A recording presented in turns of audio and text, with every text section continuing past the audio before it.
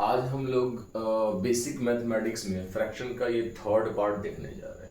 और इस पार्ट में हम लोग क्या देखने वाले, इस पार्ट में हम लोग देखने वाले कि फ्रैक्शंस के नंबर को एक्चुअली हम असेंडिंग और डिसेंडिंग ऑर्डर में किस तरीके से अरेंज करते हैं।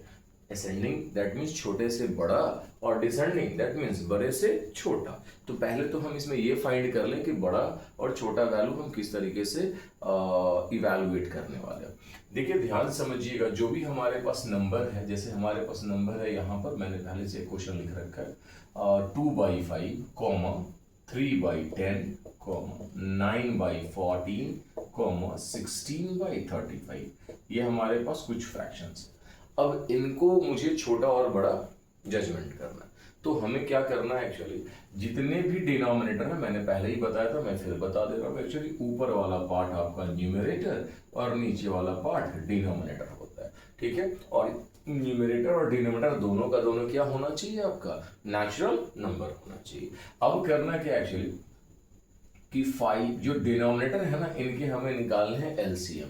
एलसीएम क्यों निकालना है सर? एलसीएम इसलिए निकालना ताकि मैं डिनोमिनेटर को क्या कर दूं, सेम कर दूं। अगर मेरा डिनोमिनेटर सेम हो जाता है तो फिर हम जजमेंट कर सकेंगे कि कौन सी वैल्यू बड़ी है और कौन सी वैल्यू छोटी है। देखिए करना क्या है एक्चुअली, मैं यहां लिख लूंगा एलसीएम ऑफ 5, 10, 14 एंड 35, यानी इन चार का एलसीएम आपको निकालने हैं। एलसीएम आपको आता है एक्चुअली, आप इस तरीके से बाय द लॉन्ग डिवीजन निकाल सकते हैं। अब देखिए कोई भी दो नंबर अगर एक टेबल से जाता है तो आप लगा सकते हैं। तो ये 2 से जा रहा है, 2 से जाएगा तो ये 5 हो जाएगा, ये 5 2 10 और 7 2 14, 35 रह जाएगा। अब 5 से चला जाएगा, 5 से लगाते 5 1 5, 5 1 5, ये 7 नहीं जाएगा और 5 7 35।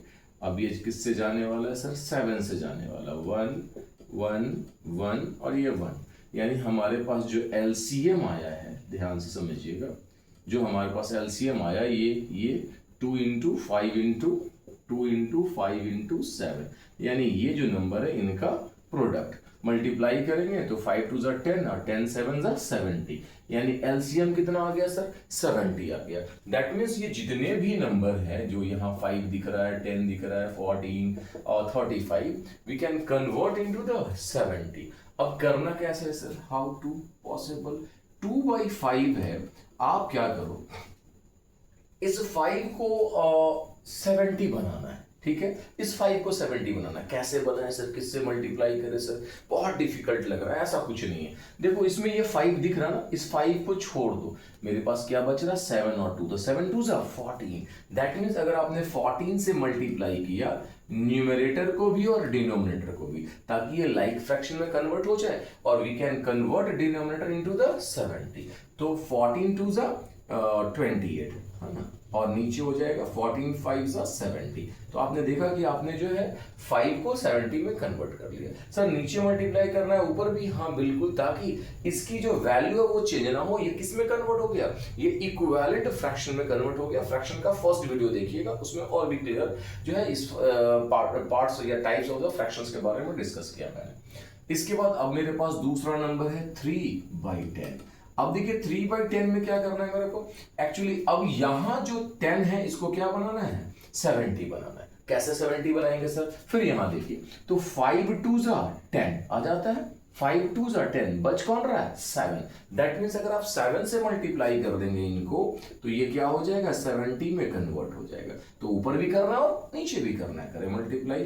तो 7 3 21 और 7 10 70। देखिए आपने इसको भी आपने 70 में कन्वर्ट कर लिया। कितना आसान है, बहुत इजी है। 9/14 को करना होगा तो क्या करेंगे सर? फिर वही प्रोसेस है, सिंपल। आप क्या कर लो, अगर आपको आता डायरेक्टली कर लेना, वरना अब देखिए चाहिए क्या मुझे? 40, यहाँ पर 70 चाहिए और है कितना? 14 है, तो 7 2 14 यहां आ जाता है। बच कौन रहा है?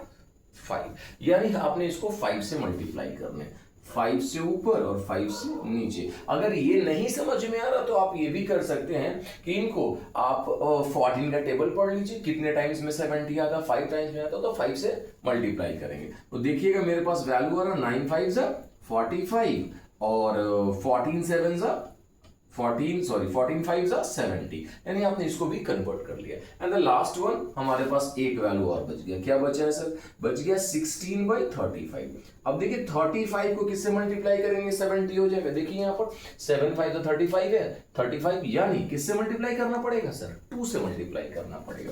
अगर आपने इसको 2 से मल्टीप्लाई कर दिया तो आपके पास रिजल्ट हो जाएगा 16 2 32 और नीचे 35। आपने यहां क्या किया? जितने भी डिनोमिनेटर है सबका डिनोमिनेटर क्या कर दिया? सॉरी, यहां पर 35 मैंने लिख दिया by mistake, that is 70। Okay, तो आप देखिएगा ये 70 70 70 70 यानी सारा डिनोमिनेटर क्या हो गया? 70 हो गया, लाइक में कन्वर्ट हो गया। अब क्या है, एक्चुअली आपने इसको लाइक फ्रैक्शन में कन्वर्ट कर लिया।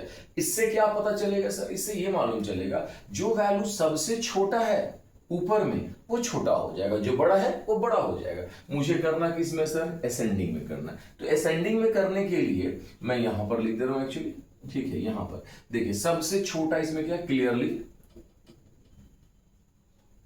क्लियरली सब असेंडिंग मतलब सबसे छोटा ढूंढना। सबसे छोटा कौन है? नीचे तो देख रहे हैं, नीचे तो 70 सब में सबसे छोटा कौन है सर? 21 है। तो आप लिखेंगे यहां से 21/70। इससे बड़ा कौन है सर? ये तो आपने लिख लिया। ये सुनो, इससे बड़ा कौन है? इससे बड़ा 28, तो आप लिखेंगे 28/70। सर इससे बड़ा कौन है? 28/70 के बाद 32, तो आप लिखेंगे यहां से 32/70। एंड सबसे बड़ी वैल्यू जो है वो आपके पास बिगेस्ट वैल्यू क्या है? 45/70। अब एक्चुअली इसको तो अरेंज नहीं करना था, अरेंज तो करना था इस नंबर को, तो वैल्यू वापस कर दीजिए।